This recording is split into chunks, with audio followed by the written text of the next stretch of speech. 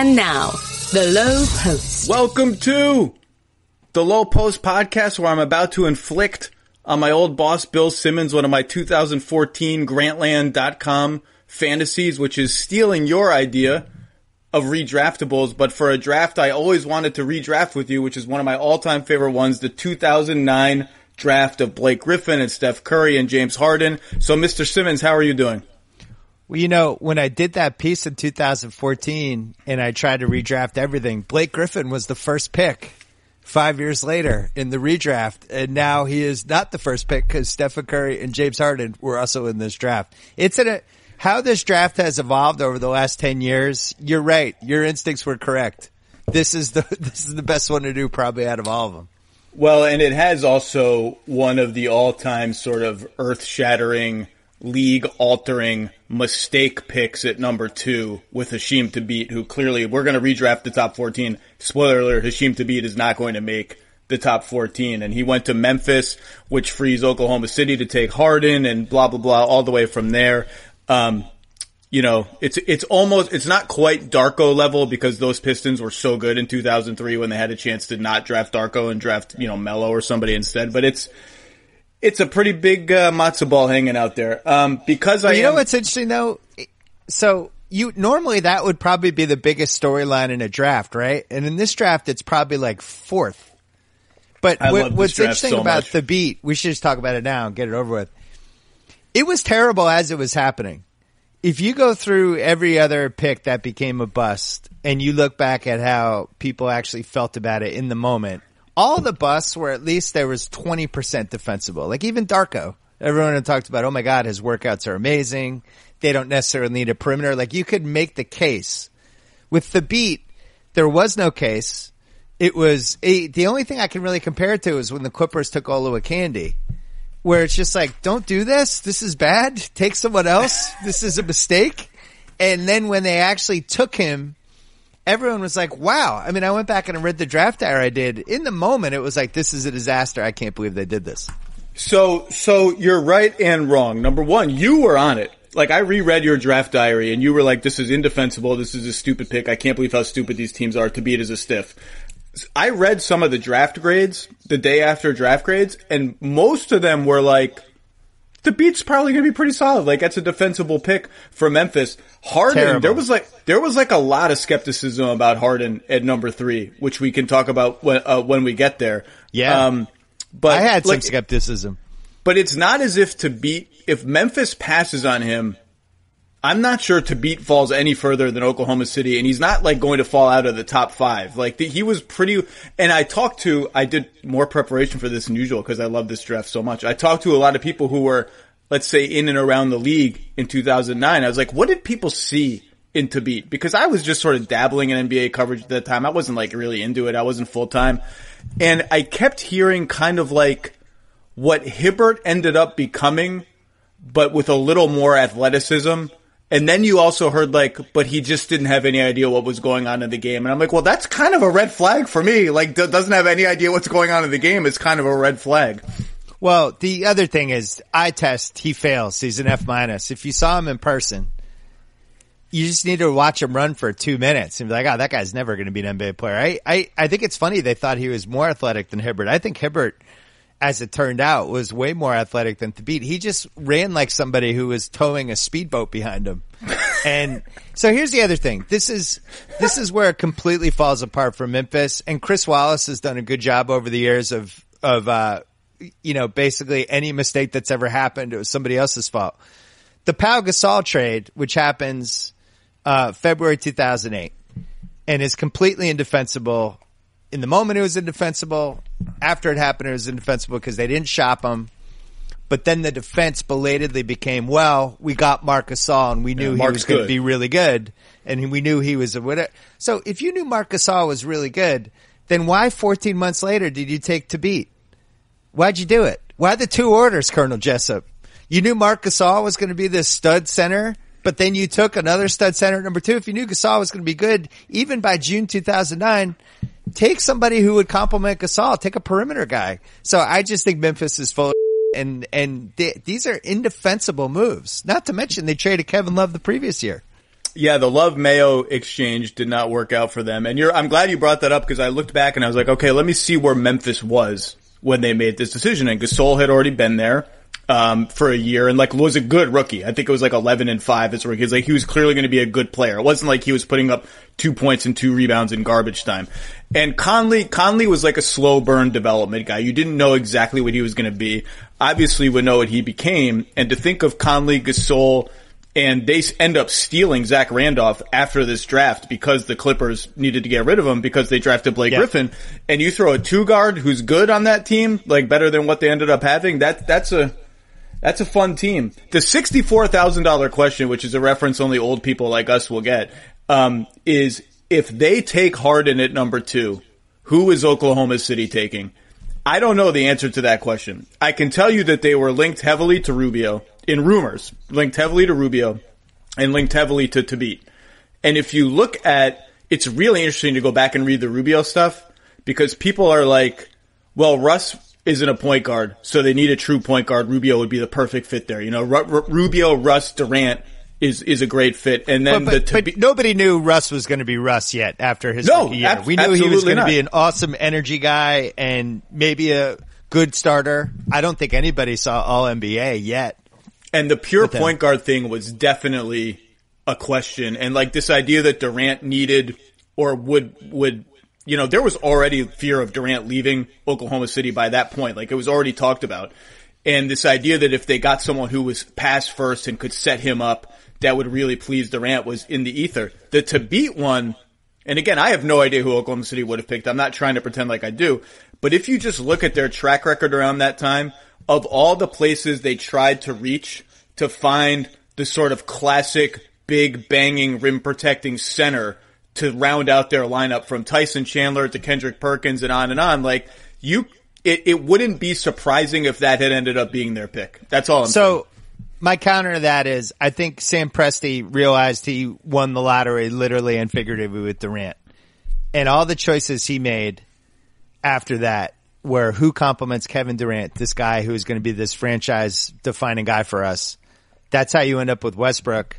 That's really how you end up with Harden. If you read the quotes that he did those first couple years, he put a lot of thought into Harden's mindset, and it's hilarious now considering the player he turned into. But Harden's ability to be a complementary player, to not be somebody who dominated the ball and all that stuff. I mean, who was fine coming off the bench. Was fine coming off the bench. Right. So I actually think Curry made the most sense. I wrote in the draft diary, first of all, I was wrong on the class. I said, quote, it's the worst draft class since the infamous Kenyon Martin draft of 2000.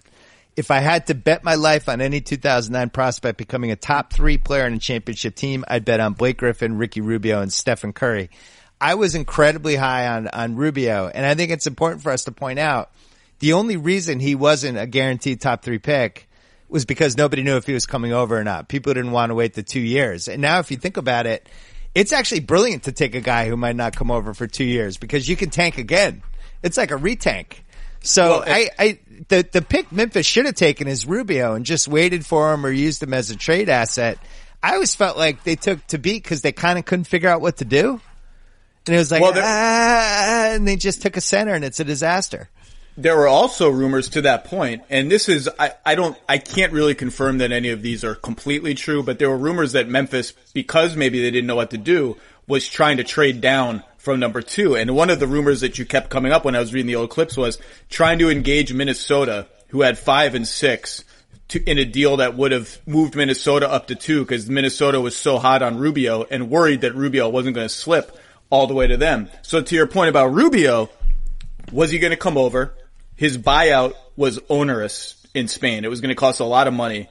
And his agent, the late Dan Fagan, I think sent some pretty clear smoke signals that do not draft him Memphis, do not draft him Oklahoma City. We do not want to go to those places. He wanted to go, according to people I talked to, he wanted him to go to Sacramento at 4 because he liked the idea of being in California, being near LA where Dan was based and just having the opportunity to see him more frequently. So there was before Blake blew up in college, Rubio was maybe going to be the number 1 pick in the draft when he came out. That's it was surprising and unexpected to some degree that he fell to number 5. I was all in. I absolutely loved him. He was my favorite player in the draft. Him and Curry were my two favorite guys. I didn't know enough about Blake because I didn't see him enough in college, but I was so impressed that he played in the gold medal game the year before when he was like 17, and I just thought his feel for the game and his passing ability was at another level. And I really feel, I mean, we could talk about this when we draft him, but I really feel like this was the worst case scenario of his career. I really do. I think if you do his career 20 times, this is the worst. He went to the worst possible team. He got hurt at the worst possible time, right as he was really taking off, and him and Al Jefferson, and there was like real stuff happening. And then Kobe, I think, fell into his knee. I forget what happened, but, and it was a bad luck career. I still feel like if you do it over again, even if he had gone to Memphis, and maybe they trade Connolly or maybe they trade Rubio, just anything other than how it ended up with him going to Minnesota was just so bad for him. Rubio and Gasol playing together, Rubio and Marc Gasol playing together is like a Spanish national team fantasy in the NBA. Those guys making magic together. Woo! That was always our joke, right? If we were a GM, just get all the Spanish guys and put them on one team. Make that like the move. Just get Team Spain and go. So here's the thing. I was doing research on this draft as well. And I can't believe we haven't talked about Khan yet. What are we at? Like we're going to talk about it. We're going to talk. I'm rubbing my hands together. We're going to talk about it. All right, so there's 3 franchise guys in the top 7. So I went through every draft ever, and I'm like, how rare is this? How rare is it to have a franchise guy? So I tried to narrow it down to, were there 3 guys in the top 7 picks where at least 2 of the guys made a first-team All-NBA, and the third guy at least made a second-team All-NBA? So you would think, all right, that's got to be like 20 drafts. No, it's 5. Here are the drafts. 1977, Marcus Johnson, Walter Davis, Bernard King. 1984, Hakeem, MJ, and Barkley. That's the only time the 3 draft. in the top 7. That's the draft. That's the all-time draft. So that's the only time 3 guys in the top 7 all made a first-team All-NBA. 1987, David Robinson, Scottie Pippen, Kevin Johnson. 2003, LeBron, Melo, Wade. 2008, Rose, Westbrook, Love. And now 2009, Griffin, Harden, and Curry. Griffin never made a first-team All-NBA. The other 2 did. So you're talking, this is 6 times in the history of the league that this happened. So the reason I bring that up is I did not see that coming in 2009. I honestly felt like it was the worst draft since 2000. I only really liked 3 guys. And it's astonishing to me that it turned out the way it did. Harden is the one that, I mean, like, people were high on Curry, like you, because they saw that, like, the upside is spectacular. If he hits it, it's spectacular.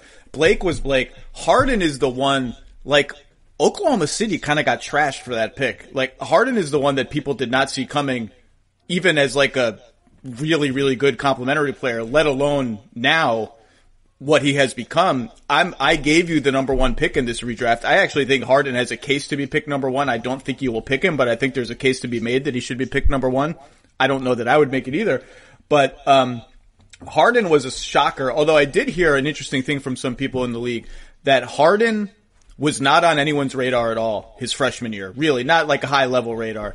And I certainly am not going to go back and watch this film, but his freshman year Pac-12 tournament at Arizona State, people were there to watch like Westbrook and some other guys. And this Harden guy who was a little chubby, couldn't really finish in the lane.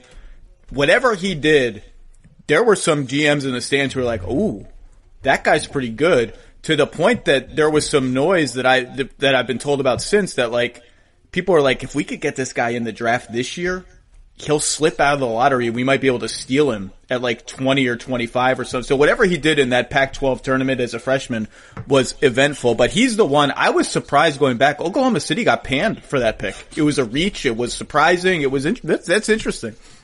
I panned it just because I couldn't believe they didn't take Curry or Rubio. And the Harden thing, you know, this is why the draft is such an inexact science. He's only in college 2 years. He puts up a 25-4 his sophomore year.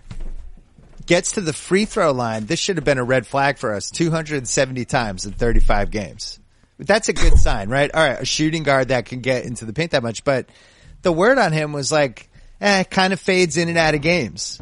And that was always code with an NBA draft for like, oh, do I want to? And then there was another whole asthma thing with him. Did you see that whole storyline? Yeah, it's still a storyline as we go into the bubble. Right. So I can see it, and we've seen it go either way. To me, it's incredible, even going from after he got traded, when both of us were firmly on the side of, I can't believe they traded James Harden.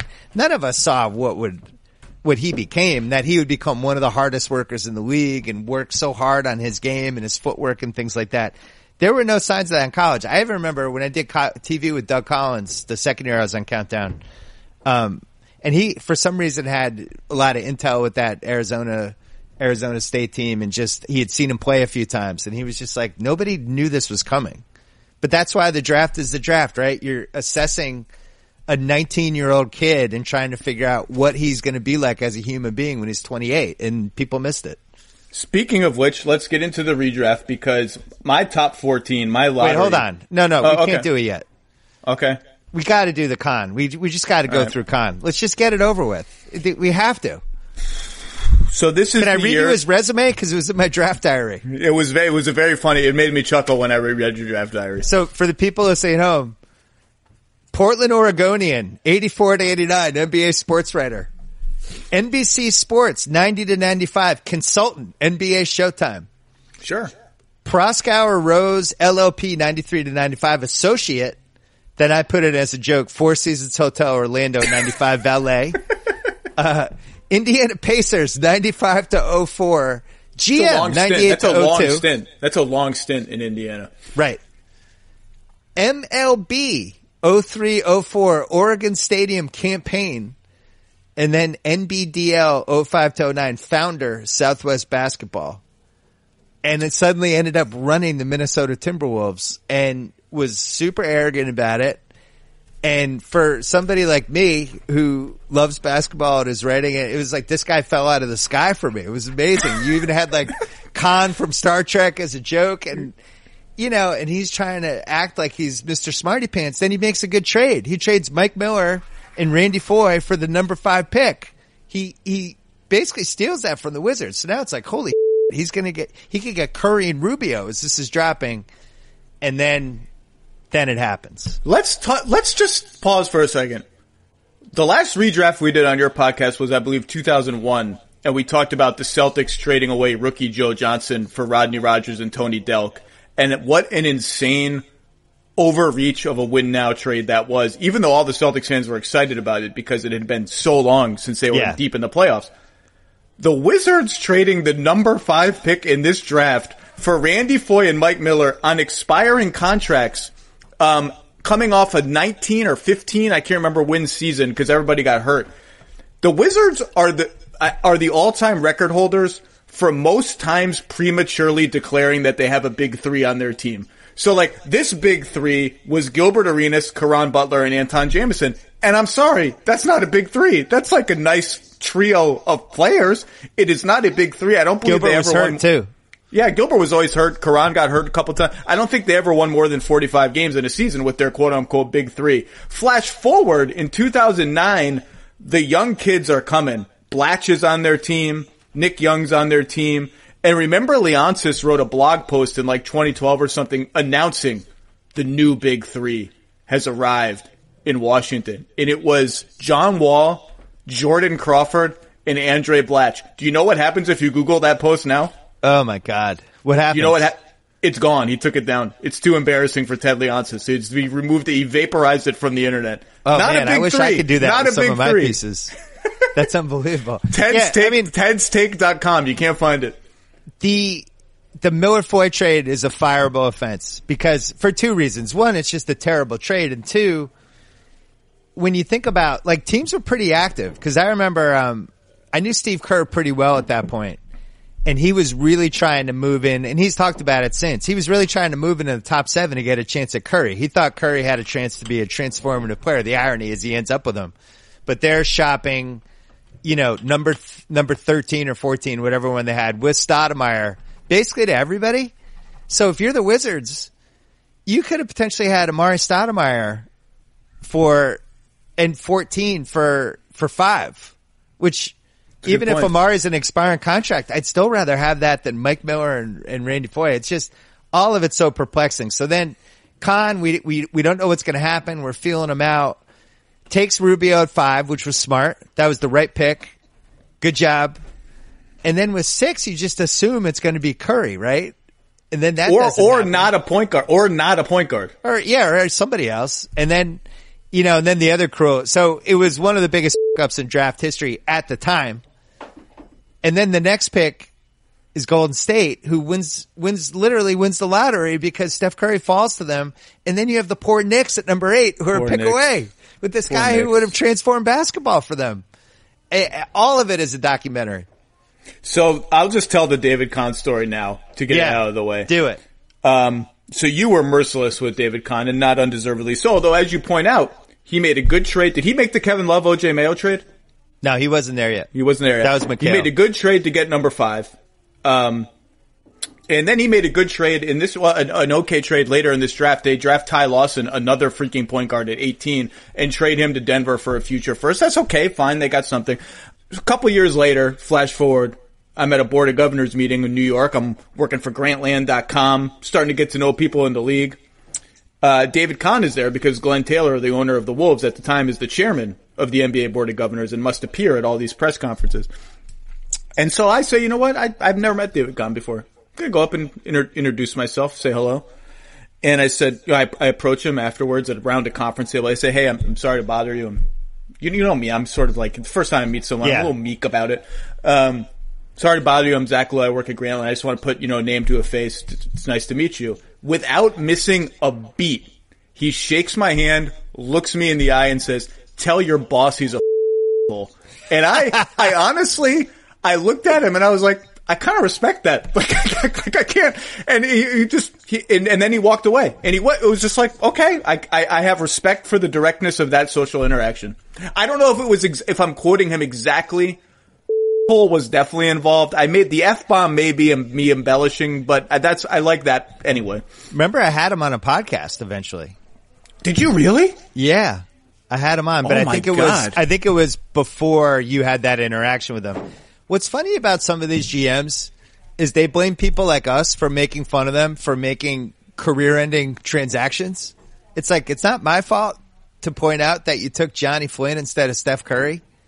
That you thought it was a good idea to take a 180-pound point guard and put him with another point guard and then have the gall to say this worked with the Knicks with Earl Monroe and Walt Frazier, which was an actual quote from him.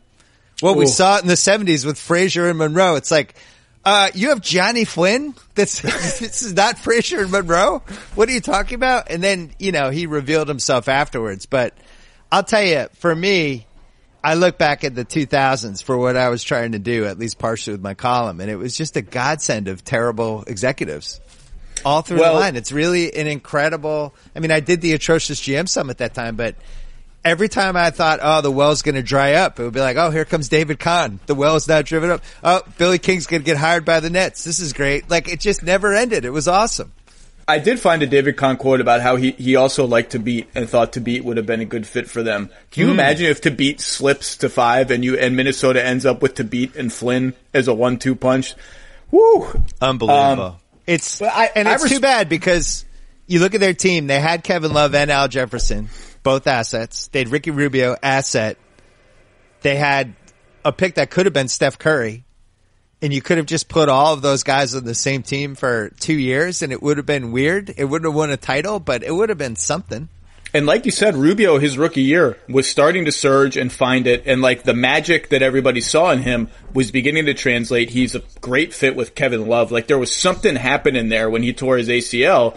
And it just, Ricky Rubio's a good player.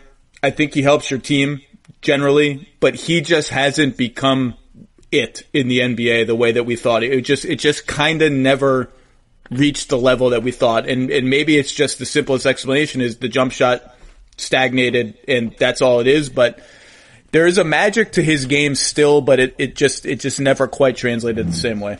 I think he could have had a Rondo-like career at the worst case scenario if everything played out right for him and he didn't get hurt. Where somebody who unconventional. You look at the shooting percentages. You're not totally crazy about it, but when you watch him and you watch the effect he has on teammates and ability to rise to the occasion, things like that. I also thought he was a great defensive player before he got hurt. Like, he really had signs of, oh man, this guy could be like a first team all defense at some point.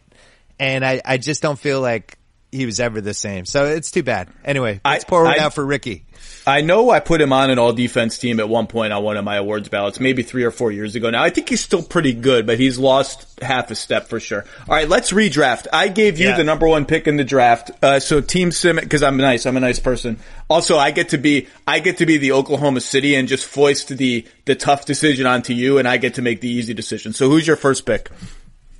I mean, it's not a tough decision. It's Stephen Curry.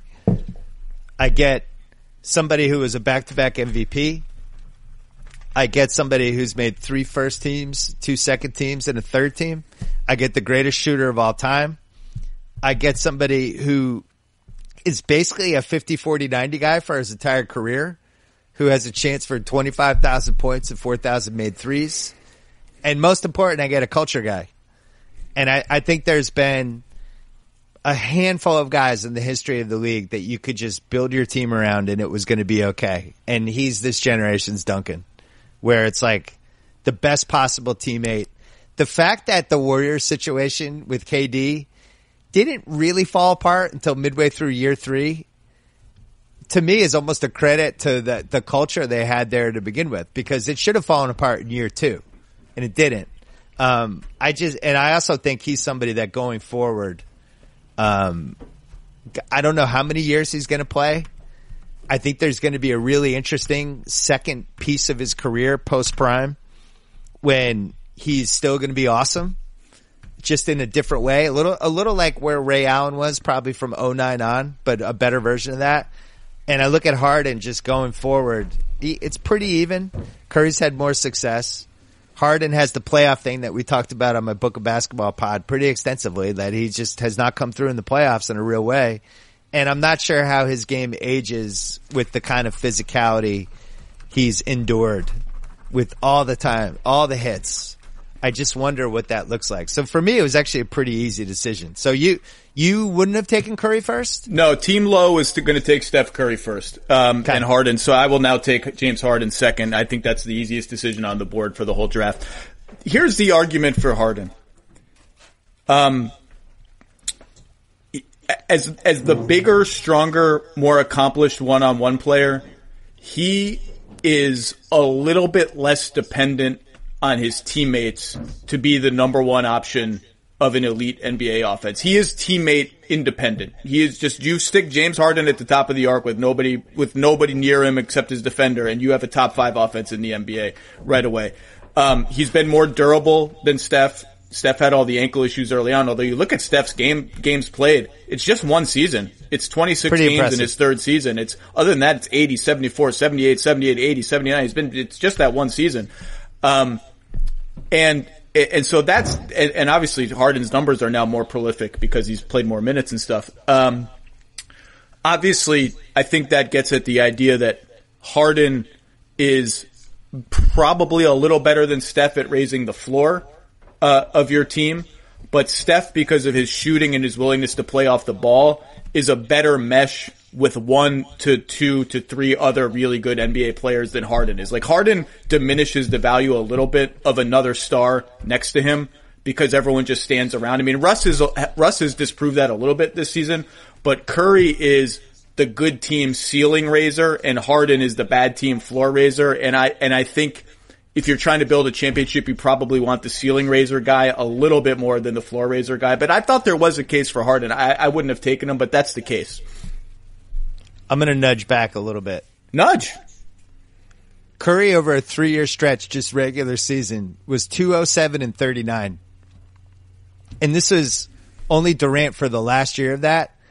If you actually go look at that 73 and 9 team, and then even the team before that, I think went 67 and 15 and won the title. The championship team.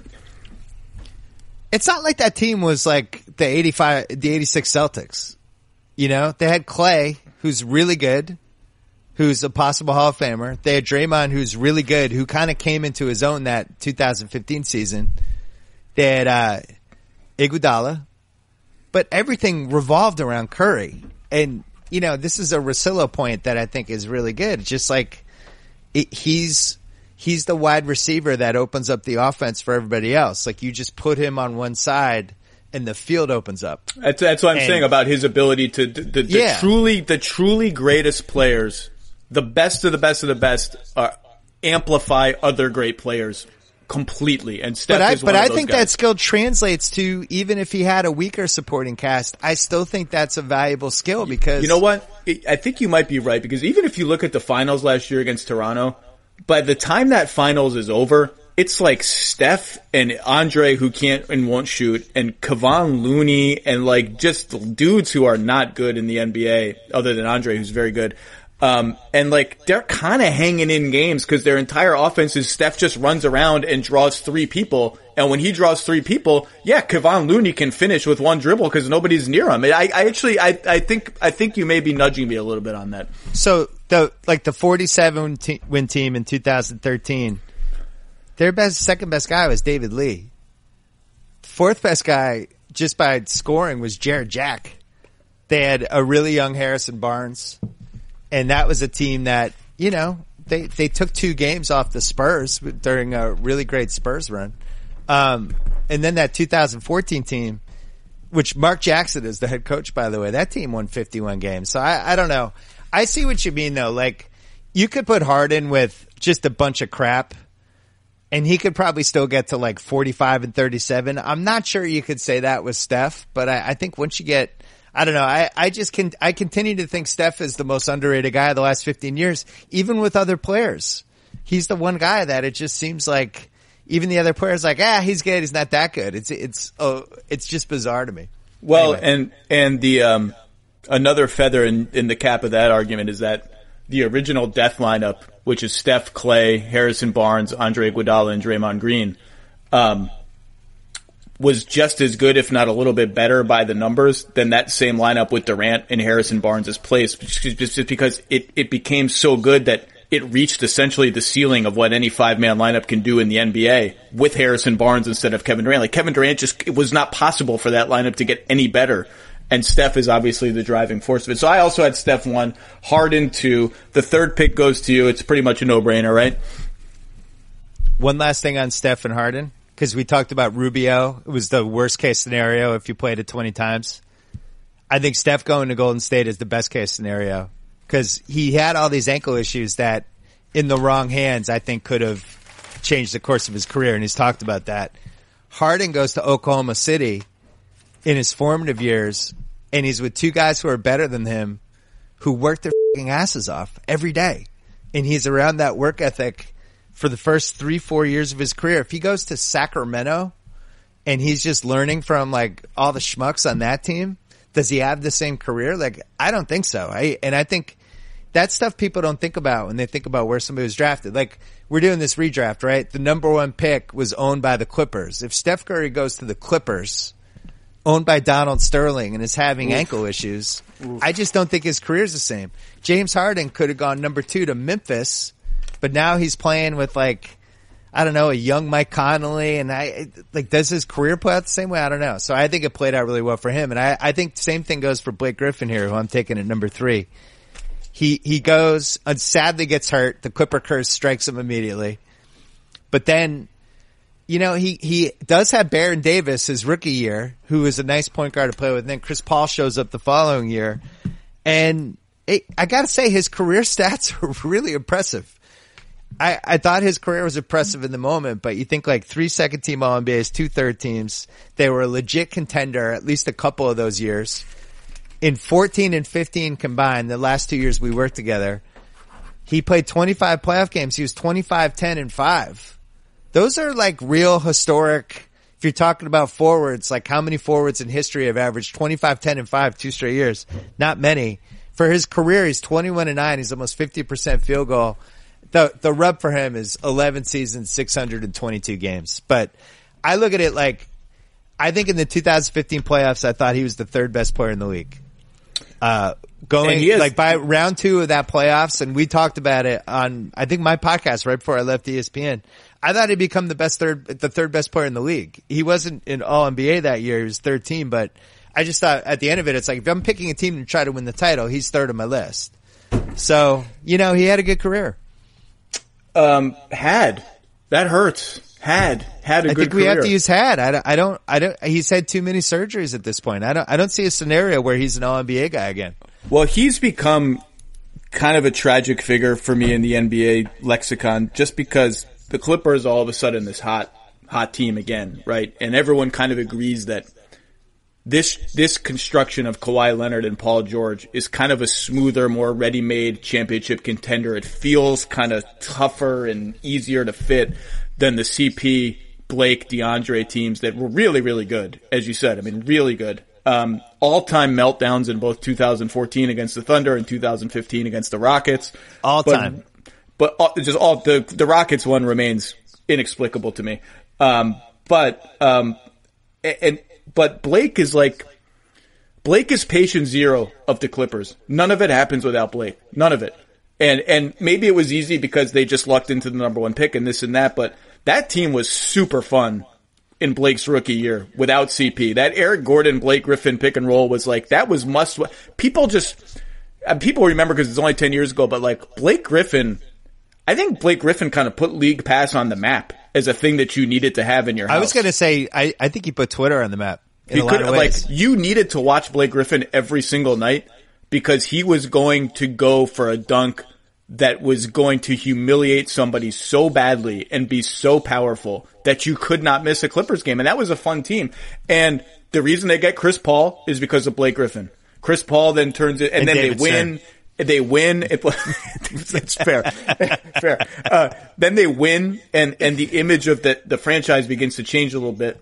Then they end up divesting themselves of Chris and Blake, but Chris gets them all this other stuff that ends up being super important to their current team. Like, none of it happens without Blake Griffin. And let's just say the Clippers go to Orlando and win the championship.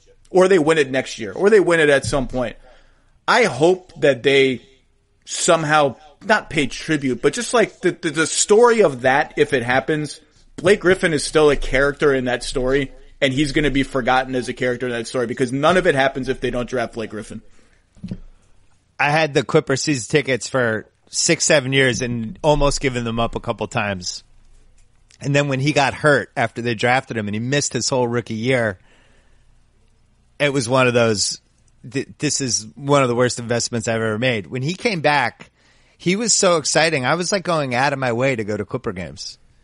Where it was like, I just want to be in the stands. And it was one of those things where you couldn't look down because I remember there was this one picture. He was about to dunk, like follow-up dunk. And I'm looking down at my phone for a second and you can see me in the background looking down as he's like 7 feet over the rim. It was one of those things where you just like, you couldn't look down on your phone if he was out there. Every single play, it seemed like he was going to jump over 4 or 5 people. And it's funny, like for me, the most exciting dunker I ever saw in person was Dominique. I still, like when you think about it, you go back to that era and the way he played and just how unusual he was, I think he's been completely lost to history in a lot of ways. There's been other guys, but Blake was the guy the last 12 years. And on top of it, I think became a really good player, really good passer. And unfortunately his body broke down and he had a lot of bad luck. And I don't know how much of the Clippers curse was involved with that or what, but man, I mean, he's had 8 surgeries at this point? 7? I don't know how many it is, but it's a lot. And everything you just said about, Blake DJ was always like, they don't quite have enough shooting in the front court. And you always wanted Blake, the ideal version of Blake would either be a better 3-point shooter or have longer arms to protect the rim a little bit more. And you don't make ideal players in a lab, right? You just get what you get. And Blake, before the injuries really took a toll, made himself about as well-rounded and excellent as a player as he could be given his skill set and his height and his wingspan. He became a good mid-range shooter, an okay 3-point shooter. He is one of the 10 or 15 best passing big men of all time. It's indisputable. You just look at the numbers. People don't consider him as such, but he is. If we knew then what we know about basketball now, I think you would play him as a 5. I don't think you would play him with DeAndre. I think you would play him like the Warriors play Draymond, and I think he would have had a different career. And that's what I mean by everyone, or not everyone, but people would sometimes focus on the limitations. Like, do I have to play him at 5 because he's a non-shooter? And then I can have him roll to the rim and dunk and distribute. But will my defense be able to hold up with Blake at 5, right? The way it does with Draymond at 5, because he's not nearly as good a defender as Draymond. Like, all those questions sort of, to me, obscure what a fine player Blake Griffin is. By the way, not to belabor it, but he will be an interesting Hall of Fame case when he comes up all those years from now. Now we go to the 4th pick, and it's my pick, and this is when things get kind of fun. Things get kind of fun. We have Rubio. We have DeMar DeRozan, we have Tyreke Evans, we have some other guys. Oh wow. To me, this was an easy pick. It was an easy pick. With the 4th pick in the 2019 redraft, I'm taking Jrue Holiday. Oh, I see. See, you didn't say him. I thought he was going to fall to 5. I was excited. He's the best two-way player left available. He's a borderline all-star every year. He would be a multi-time, he was an all-star in the East. He would be a multi-time all-star had he not been traded out of the East. He's just a really, really good basketball player. You can look at him as he's stuck in between positions on offense as a liability. I actually look at that as a benefit. I like that he can do a little bit of everything, and he's a monster defensive player across 2, 3, sometimes even 4 positions.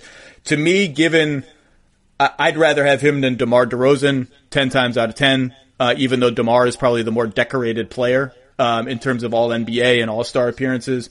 To me, Jrue Holiday is more capable of being like the third banana probably on a championship team than DeMar is. So I'm taking Jrue Holiday, and I didn't really think about it that much. It's so funny. I just assumed DeRozan was going to be the 4th pick, and then when I actually made my list, and I was like, man, if I was actually the GM, I would just much rather have Jrue Holiday the last 11 years. I don't have DeMar 5th. I don't have DeMar 6th. No offense to DeMar. Wow, really? Yeah. Well, we can talk about my order once you reveal your 5th, 6th, and 7th picks. I just had a little fun with this draft, but yeah, to me, I mean, Jrue Holiday is an easy choice. You had it too, it sounds like. So that means the 5th pick goes to you. One thing with Jrue Holiday, a fascinating Sam Hinkie trade, right? Where in the moment, so the trade is Nerlens Noel, who's the 6th pick, and a 2014 first round pick for Jrue Holiday because we are now going to tank the hell out of this whole thing. And in the moment, it's like, wow, that's a good trade. And now I look back at it, and they could have just kept Jrue Holiday and ended up with like Giannis. Like that draft has all of these if there'd just been a normal GM and not somebody who's like, I am going to actually destroy this team for 3 years to get where I need to go with the process. If they had just kept him and then been like, hey, that Giannis guy looks good. It would have been early for Giannis, but, so he goes to New Orleans. And you think about it, like you have him and Anthony Davis together basically at the start of their careers. It's weird that it didn't turn out better than it did. So that would be the case against Jrue Holiday because it's like, well, he was with Anthony Davis from basically a whole decade and nothing good happened. So well, and he had leg injuries for a while that he's largely cleared by now. The other thing about Jrue, I'm glad you brought up Jrue trades because I wrote a big profile of Jrue last year, and there was this much rumored. So the Suns, both Alvin Gentry and David Griffin, who's now the GM of the Pelicans, told me on the record, we were going to take Jrue Holiday at 14. Okay, Jrue Holiday ends up going 17 to the Sixers. We were going to take him at 14, but we thought we had a deal for Steph Curry at 7. That's so we true. Didn't need another point guard. And the deal was going to be like Stoudemire and some stuff to move up, and 14 to move up to, or so I don't know what it was, to move up to 7. No, that was the trade we talked about earlier. Yeah, earlier. It was Stoudemire and 14 for 7 and Biedrins. The Warriors have said, Larry Riley has said for years there was no such trade. We never agreed on such trade. They're all talking out of their butts. They all go on the record and say, no, we thought that trade was happening. That's why we took Earl Clark at 14 instead of Jrue at 14. We love Jrue. That's why I love this draft. There's just so much stuff going on in this draft. Well, I remember texting with Steve Kerr that night. Hope I'm not speaking out of school. And he was just so upset that they had this. They thought they had Steph Curry, and basically, I think what happened, he ends up on the clock. They take him, the Warriors, And I think their fans got excited. And I think sometimes people look at that stuff, right? And Twitter is around at this point, at least a little bit. And there's a certain reaction. And I think at some point they kind of looked at each other and like, yeah, let's try to get out of that Phoenix deal at 14. The irony is Phoenix doesn't make the deal and they almost make the finals in 2010 with Amari. Yeah. You know, and if they had Drew Holiday, that really would have helped because they were like a couple plays away in 2010. But they might not have Amari. Yeah. I just remember related to that, David Morway, when I was with you at Grantland, I wrote a piece about the Kawhi George Hill trade, which is just an all-time NBA moment. That was your breakout piece. David Morway, who was with the Pacers at that time, told me, you know, when we loved Kawhi. And when Kawhi fell to us, we did have a moment of truth like, ooh, do we just want to sort of moonwalk out of this trade? So how much do you believe these guys when they say stuff like that? Because if I was a GM, after every draft, 2011, if I'm running like Sacramento, I'd be like, oh man, you know who we loved that year was Kawhi. I would just be telling you and Kevin O'Connor and everybody else, just to make it seem like I knew everybody was going to be good. But see, in that case, it's almost worse because you knew and you still did the trade and anyway. You knew the risk that you were taking by letting go of Kawhi, for George Hill. Yeah, but here's the thing. They had Danny Granger and they had Paul George and Danny Granger was excellent. And it was like, yeah, we actually need a guard. We have a chance to make the finals, and they almost did make the finals. So, I don't know. The Kawhi thing is like he couldn't shoot. And San Antonio was like, we're going to fix his shot. There were other people that were like, that guy can't shoot. All right, number 5. Who'd you take 5th? So, listen, in the nerd community, which you're tangentially a part of, but you've kind of straddle all the worlds. I like to be the guy in the high school cafeteria who can migrate from. Yeah, you go from table to table. The nerd community is not like DeMar DeRozan. They're not fans. All I can tell you is this. He's averaged 20 points a game for his career. He made a second team All-NBA and a third team All-NBA, which is pretty solid. He played in a conference finals as one of the 2 best players in the team. He's only 30.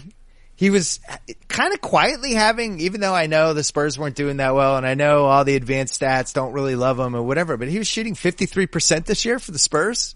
I love that you just yada the fact that his teams are always better when he's on the bench. Well, so that's the rub, right? So it's like, all right, well, there's this one issue. But I just look at who's left and it's like, all right, I can get a 2 guard that averages 20 a game. Like, there's not a lot of those. Look, I think DeMar's good and I think his passing is underrated.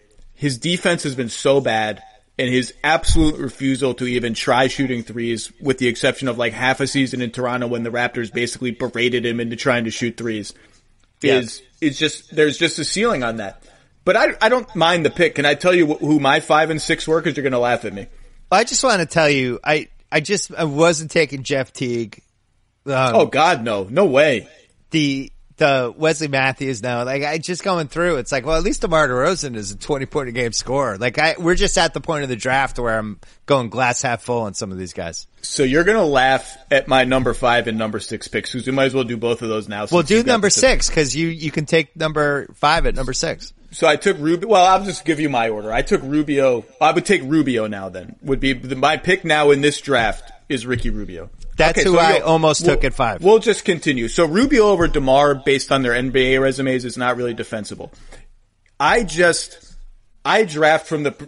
redrafts as an imaginary GM on an imaginary team with a healthy Spurs-like culture and an elite coaching staff. And so I am both, and you're going to laugh at who I pick next, but I am making these picks with I'm taking the guy who I'm confident I can get the best version of Ricky Rubio. And the best version of Ricky Rubio to me is so much more interesting than DeMar DeRozan, that even though we never got that guy, and maybe there was only a 20% chance that even my theoretical ideal team could get that guy, I'm taking the 20% chance over what I know DeMar DeRozan is, which is a very nice player who doesn't really help you win that many basketball games. So I took Rubio. I'll take Rubio at 6. I had him 5 on my board. I'll take him at 6. I almost took him at 5 for the same reason, for what we mentioned earlier. If you play his career a bunch of times, what's the best possible version? It's a higher ceiling than DeRozan. The only thing I'll say though, and I've done a few of these redrafts now that you can listen to on the old Book of Basketball podcast, but I just think there's a lot of point guards every year. And in a way, like that, it was almost like with Drew Holiday at 4, like just every year there's guards. There's just, even this draft was famous for its point guards. It's so much harder to find a 2 guard who can actually produce in a real way. And this is the same reason why Eric Gordon keeps signing giant contracts. Like, there's just not a lot of guys like that. That's a very fair point. Holiday, Teague, and Lawson all go back to back, 3 in a row late in this draft in the real draft. Brandon Jennings is in this draft. Brandon Rubio, Jennings is like, there. It's just a lot. One of those point guards I'd knock down further probably than most people would on this draft for the exact reason. I just had point guard fatigue. I need to draft a point guard who has a chance to be special. I'm not going to use a pick in this draft on a point guard who has a chance to be the 11th best point guard in the NBA. All right. So I'm on the board now at number 7. At 7. Yep. So we just did a redraft where Minnesota ended up with Ricky Rubio and DeMar DeRozan. That's true. Which is still better than Ricky Rubio and Johnny Flynn.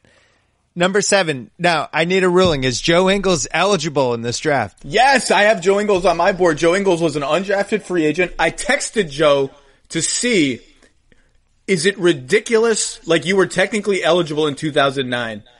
If that was just like a non-starter, like no chance in hell, I'm not going to make you eligible for our redraft. And he said, I talked to my agent about it back then. He thought maybe there was a chance in the second round, this and that. So Joe Ingles is eligible, and you're taking him 7th? No. Oh, I was very excited. I have Joe on my board. Joe's in my top 14. I just needed a ruling on Joe Ingles. I was thinking of taking, because I'm also looking at going forward. It's not just like the last 10 years. It's like what's going to happen the next 5 or 6. And I think that's one case with DeRozan versus Rubio. I think DeRozan is going to produce more than Rubio will over the next 5 years. But I don't feel great about it. I'm not that happy with it, but I'm going to take Wesley Matthews, number 7. 3-and-D guy.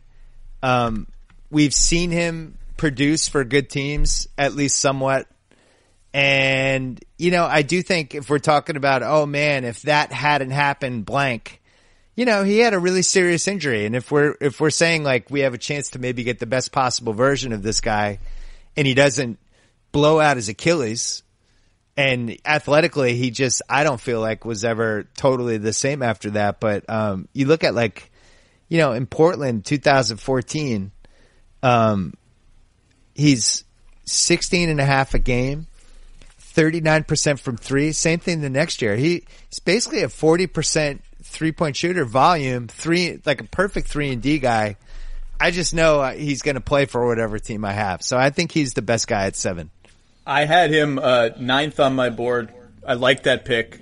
What's interesting about this draft is there are 2 sort of prototypical 3-and-D guys who I think are either going to be in both of our top 14s or certainly our candidates.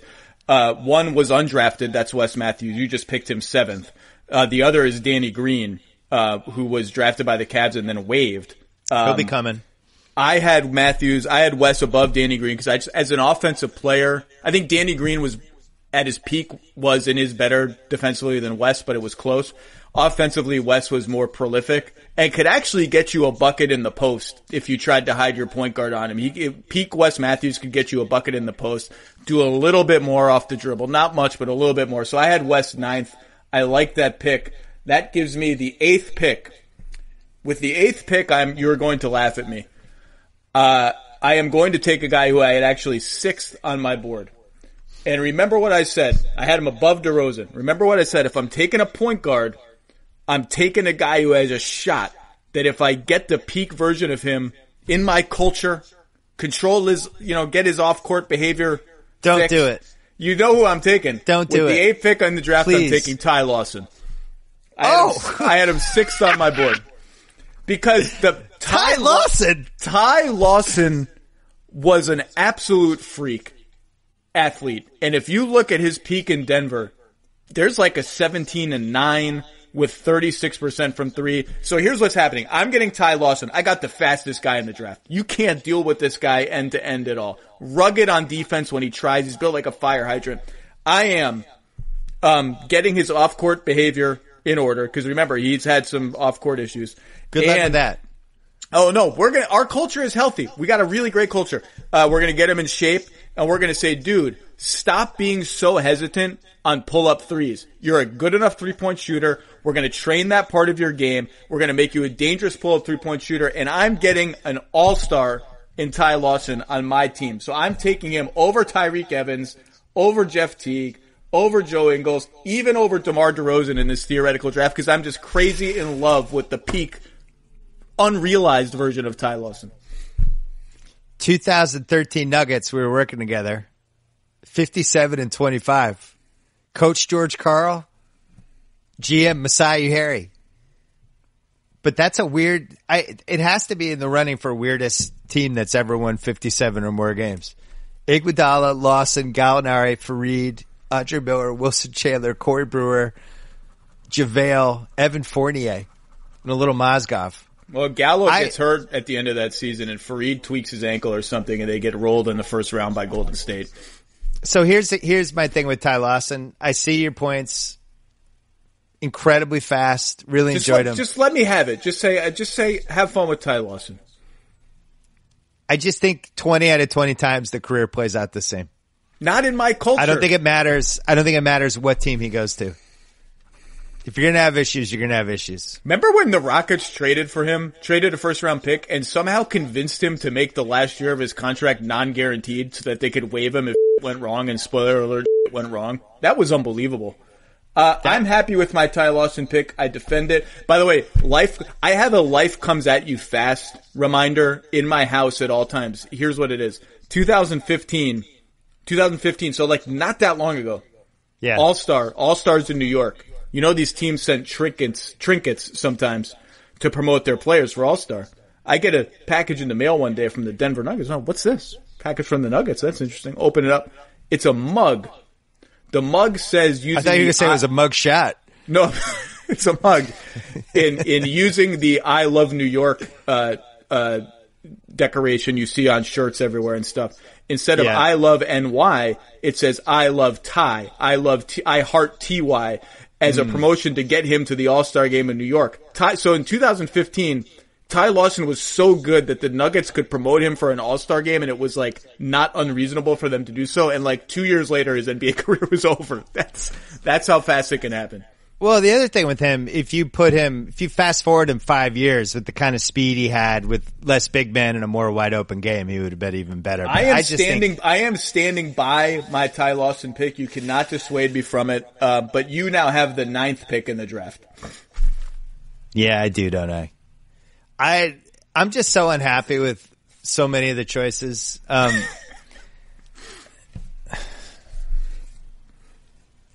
You know, I'm honestly at the point in this draft where I just want guys who are going to help my team win.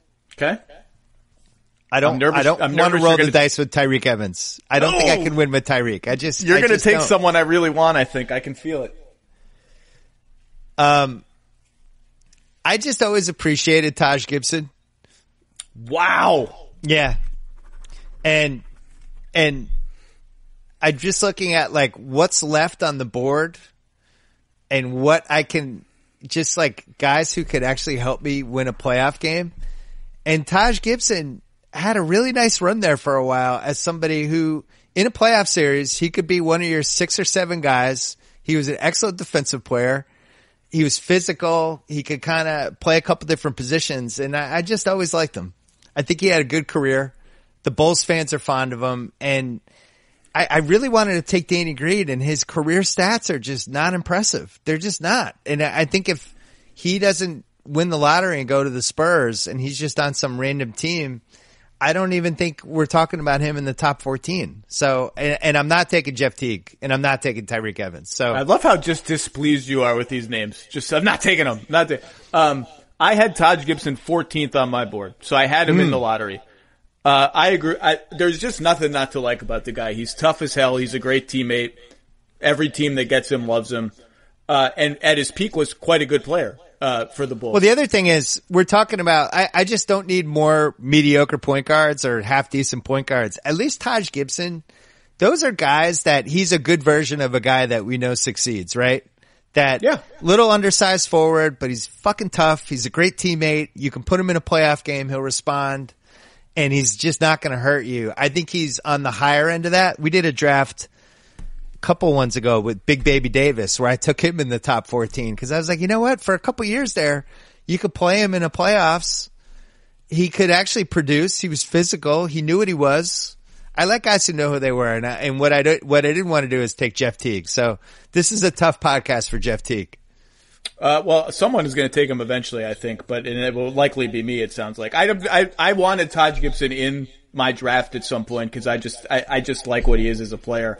I just wouldn't have taken him that high because I would take a 3-and-D wing if I'm building a championship team. I would take a 3-and-D wing over like a sixth man type big. But so that means you're taking Danny Green. Well, with the 10th pick, are we on 10 now? Yeah.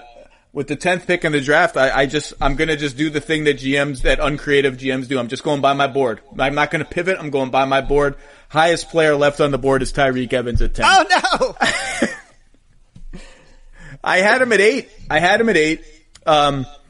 Walked into the league as a 25-5 player, which the Kings essentially engineered the last 2 weeks of their season to make sure he hit those somewhat meaningless benchmarks. Had an incredible Memphis resurgence, like late in his career, like 19-5 and could suddenly shoot threes.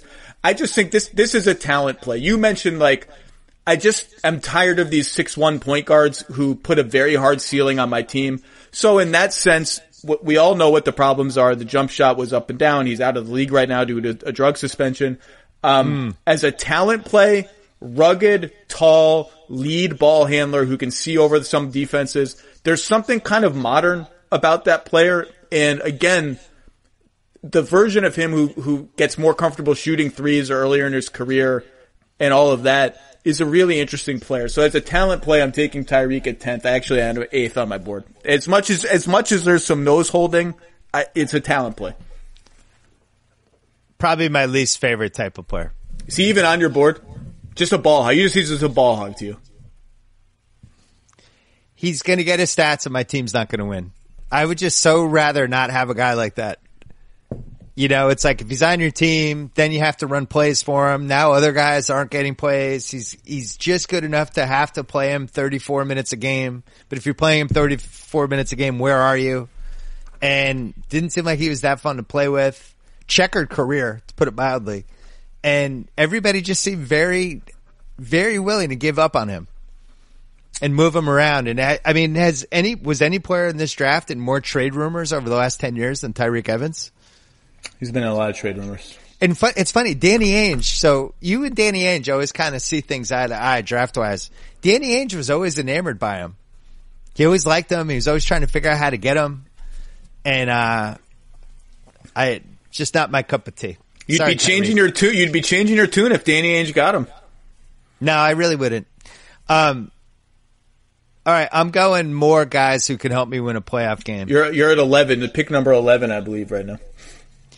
Yeah, I really want to take Joe Ingles, but he just came in the league so late. I don't get him for like 5 years. So I'm going to begrudgingly take Danny Green. 3-and-D guy. Saw him play on really good Spurs teams in the rotation. Great character guy. One of my favorite people that I've come across. I remember doing the finals one year when I was on Countdown, and he was getting ready to play the game, and he was warming up, and I was just kind of standing on the sidelines like an hour before, and he just kind of wandered over, and he was like, "Hey, man, I like what you do. I want to do what you're doing for a living someday." And I'm thinking, like, you're about to play in the finals? like, all right. But yeah, I mean, everybody loves him. And he was a really, really sneaky throw into that Kawhi trade. I always thought that was unbelievable that he was just kind of randomly thrown in there. Like he was, you know, a free set of tires or something.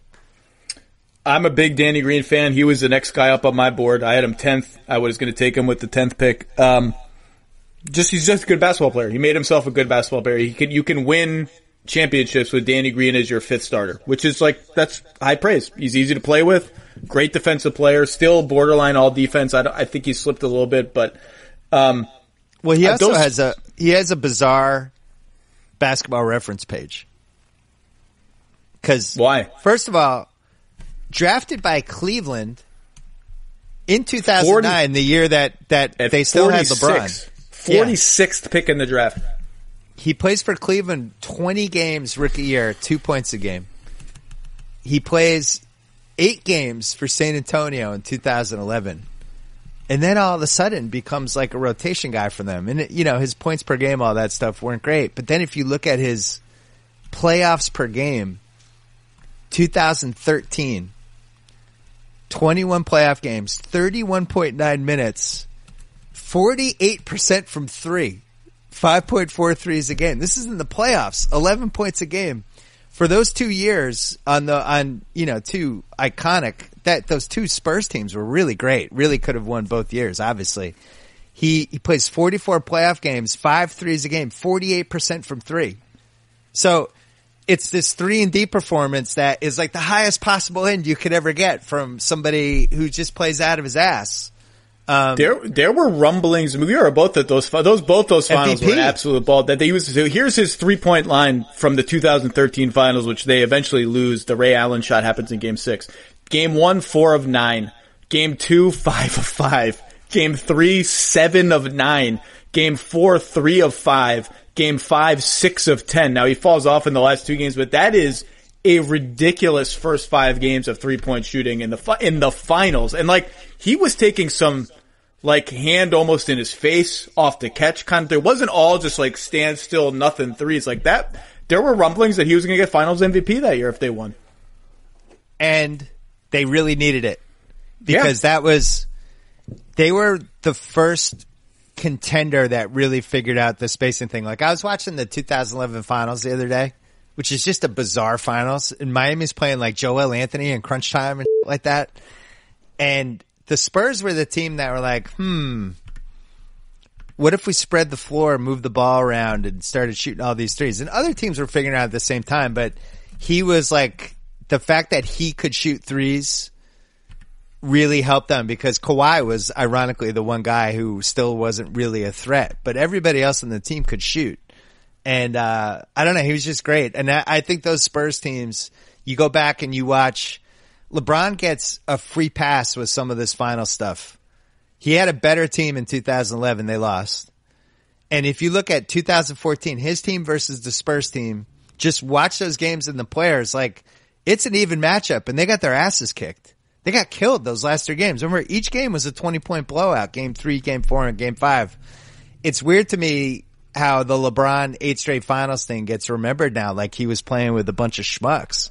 2017, he had Kyrie and Kevin Love and J.R. Smith and Tristan Thompson. It was the most expensive team in the league. It's not like he was on bad teams. Well, that 2017 team was a truly, truly great team. They were awesome. That just happened to run into maybe the greatest team ever constructed because of a salary cap spike that gave the Warriors Kevin Durant. In a normal year, that team is that's a champion. I think that's the best Cleveland team he played on, by some measure. 2011 against the Mavericks, he's properly dinged for. And really, I don't know that there's an all-time top 10 level player who has a high-stakes playoff series that bad. That was there's just a flat-out bad series. The whole series was just bad. I watched Game 2 and I watched one of the Dallas games. Game 2 is stunning. He's hot potato.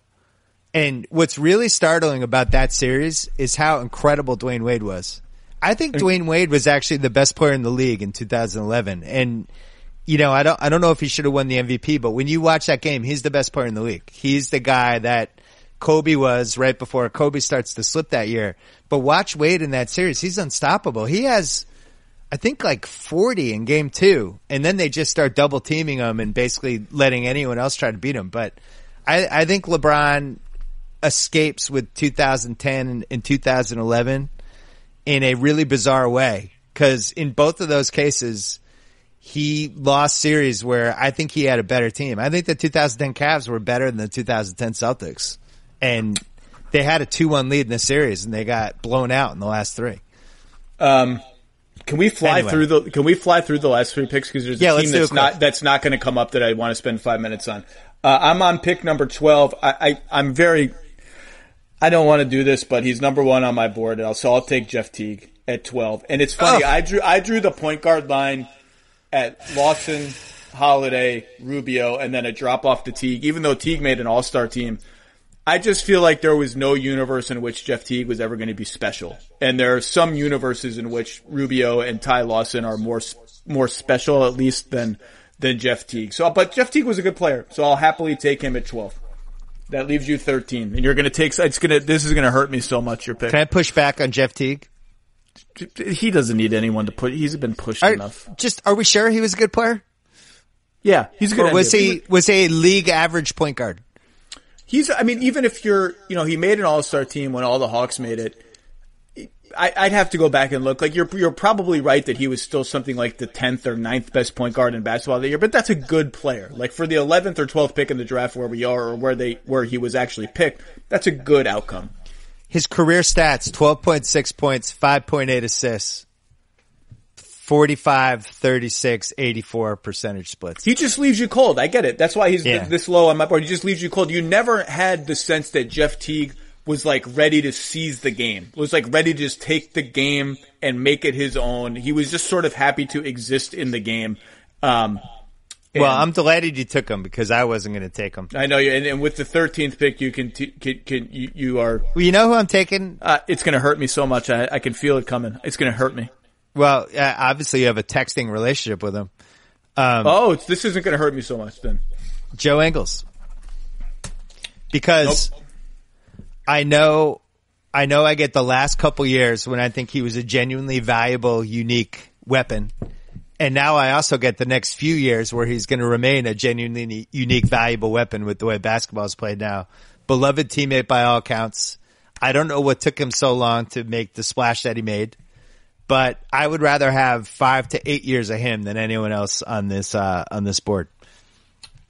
He was 14th or 13th. He was 13th on my board, so you took him right where I had him. No argument. Joe Ingles is good. What took him so long was a number of different things, including the NBA sort of wising up to see that he was this good of a passer. I think that's what surprised people. And when he came into the league, he just wouldn't shoot threes. Like, I remember one of my articles for Grantland, when I was doing the Luke Walton All-Stars about him, had 2 screenshots of him catching the ball at the top of the arc with no defender above the foul line. And He looks at the rim. He's like, I don't want to do that. And he realized I can't stay in the league and pass up shots like that. And now he's quite good. And the shooting has sort of unlocked his passing. That gives me the fourth. By the way, iconic Chris Paul, weird Chris Paul kryptonite thing going on with him. Well, he hates the Clippers because the Clippers waived him in preseason when his wife was on the plane from Australia to come be with him in LA. And they waived remember him defending Chris Paul, and it was like, wow, this is like a thing. It was good. I always enjoyed it. All right, who do you got for 14? So my last pick, I'm so excited I get to pick this guy. I am taking with the 14th pick Patrick Beverley. I'm taking him over Brandon Jennings and Patty Mills and some other guys. Patrick Beverley. The Heat draft him. Where do they pick him? It's in the 40s or 50s. Yeah. Let me see if I can find. I want to see exactly where it is, but it's quite low. And then he goes to Europe for a bit. I think he goes to the Ukraine. And they bring him in. He was 42nd to the Lakers, but they must. And the Heat acquire his rights immediately. Yeah. For a future second round pick. They sign him in August 2010. After they get LeBron, and the big three, the Heatles. And then they cut him in October 2010. It's an unbelievable what if, cause he would have played, remember in the 11 finals that I watched, they were playing Mike Bibby, who was like a corpse. Pat Beverley has become a winning basketball player. Perfect for any team that's got stars. Pat Beverley, I'm going to shoot threes and defend the hell out of everyone and come in and get way more rebounds than anyone my size should be able to get. You want that dude on your team. And if you go back and look at it, Mario Chalmers was hurt at the beginning of that season. And I believe Mike Miller got hurt at the beginning of that season. They wanted to keep Carlos Arroyo as the veteran steady hand point guarding. He flopped and then Bibby comes in. I know that one grates at the Heat a little bit. But by the way, then no one signs him for 2.5 years. And he comes back in 2013. He's like, oh, this dude's good. Where the hell has he been? So I'm proud to take Patrick Beverley. I had him 13th. You had him 13th. I had him over Jeff Teague. I'd rather have Patrick Beverley than Jeff Teague. I don't blame you. I had Teague one spot ahead. So no Brandon Jennings, no Patty Mills. There's some fun Euro guys in this draft. Who'd you have 15th? I didn't go to 15. I'm too lazy. I just stopped at 14. I think if I was up, I think I would take Patty Mills. I might put Patty Mills as a winner. And then you have the fun Euro guys, Nick Kalathis and Nando De Colo, who are like killing it in Europe now, but never happened here. Can I ask you which guy in this draft have you still not given up on, even though they're out of the league? Well, that's a good question, and it transitions me to the team I really wanted to talk about. Well, there are two. One is Terrence Williams, who was picked 11th, and I thought Terrence Williams was going to be good. I could never figure out what he was. Was he like a point forward? What was he? I don't know. Just not a good player, it turns out. The other one that just looks the part, and it gets me to the team I want to talk about, is Austin Day, who was picked, I think, 15th by the Pistons. Can we just talk about what was going on with the Pistons in 2009? Yeah. So this is the year they're transitioning out of the core guys. They've already done it to some extent, but they're starting to transition completely away from the championship guys. They made the apocalyptic Iverson Billups trade 6 months earlier that was just awful. And then Iverson... and Billups goes to Denver, and Denver damn near makes the finals, and he's a huge part of their team. Iverson gets hurt and sulks at coming off the bench and is eventually granted leave of absence because he's so miserable with the Pistons. The Pistons, if you look at what they got for their core players, this is why it's so hard to do like transition from one era to another. They got nothing for Ben Wallace. They got nothing for Rasheed Wallace. They got Jose Calderon for Tayshaun Prince in 2013. And they got Iverson for Chauncey, and they got nothing for Rip. They waived Rip. So they turned their championship core into like nothing. Now they had that weird C-Web trade. C-Web's there in 08 against the Celtics. And by the way, they actually draft okay toward the bottom of the first and second round. They draft a Follow, Max Seal in the 20s. Amir Johnson in the 50s, who they trade in a cap dump. Like, they actually did okay in that regard. But then, so this is the summer where... I know. I remember. This is the Ben Gordon, Charlie Villanueva double whammy after drafting Austin Day. And it's like, the Pistons are just... You look at them like, wait a second, what the hell happened here? Like, how did all these guys come on this? What happened? Like, and remember that was like Rodney Stuckey was the point guard of the future. Like, that's why they could trade Billups, because they had to make way for Rodney Stuckey. Make way for Rodney. Boy, oh boy, what a series of events. Our listeners won't be surprised to know that the executive who put that whole awesome package together never got another GM job. You know what, though? But he did build the 2004 Pistons, who are considered one of the anomalous, impossible to replicate NBA champions. Because it's almost like a movie director that had a couple huge films early and then just was like bomb after bomb after that. And at some point you're like, oh yeah, I guess it's over. Yeah, they did draft. They got Memo Okor, during their title run with a pick, and of course they've got the Darko pick in there as well, which is just a franchise altering disaster. But this summer, I would love to go back in time and like be friends with some Pistons fans who are watching the dissolution of their team. Like, oh, we got Iverson. That's kind of weird. Like, Iverson's on our team. Oh, he hates it here, and then like everyone's gone and. Right. Now we have Villanueva and Ben Gordon, and by the way, eventually they have to give up a first-round pick to dump Ben Gordon on Charlotte in like an all-time disaster trade. Ben Gordon was coming off that awesome 2009 Bulls Celtics series where it really looked like he was the next Andrew Toney or somebody. He was unstoppable. And as it turned out, and I think there was a Players Tribune piece about him that he was having a lot of personal issues and nobody knew about it. You know what else happened that draft night in 2009? Oh boy. There's a big trade. Darko got traded. Cleveland traded Sasha Pavlovich, Ben Wallace, cash, and a 2010 second rounder for Shaq. And during that draft telecast, all those guys were acting like they had acquired Shaq in 2003. And it was like, Shaq's done? It's over? What are you guys talking about? But that was the big... awesome trade for the Cavs. And the problem for that trade with the Cavs was, that's a package. They probably could have gotten at least somebody who could have helped them more. But, LeBron, the pressure of him possibly leaving, they're just taking flyers left and right on these washed up guys with huge contracts. It's too bad. It was also the same day. I had forgotten about this. It was the same day Michael Jackson died. that draft. Yeah. Weird. Didn't remember that. Somehow we ended up with 3 first ballot Hall of Famers, the top 7 picks. And Khan. And Hashim Thabit. 2 first ballot Hall of Famers. I don't know if Blake's going to be a first ballot Hall of Famer. You think he is? Oh, that's a good point. He would have to. He's at like 13,000 career points or something right now. I mean, if he, it feels like he's gone. Like he made the All NBA team his first, like last year in Detroit. He made the 3rd team All NBA. Like I don't know if he can ever recapture that, but it's not like he fell off a cliff. You're right. He would have to move into a different phase of his career and get another like 5 years of 12 to 17 points a game kind of stuff. But Steph and Harden in the same draft is just, I mean, these are 2 of the, I mean, they're going to finish their career as 2 of the whatever all-time most prolific perimeter players on offense. I mean, they're just those are not if Blake's your third, your bronze medalist in a draft, that's pretty good. Cause believe me, I've done a lot of these redrafts and that's a really good guy if he's your 3rd best option. So the other crazy guy, times. The other guy that I'm still not giving up on, I don't know where he is in life now, is the always untouchable Roddy Beaubois.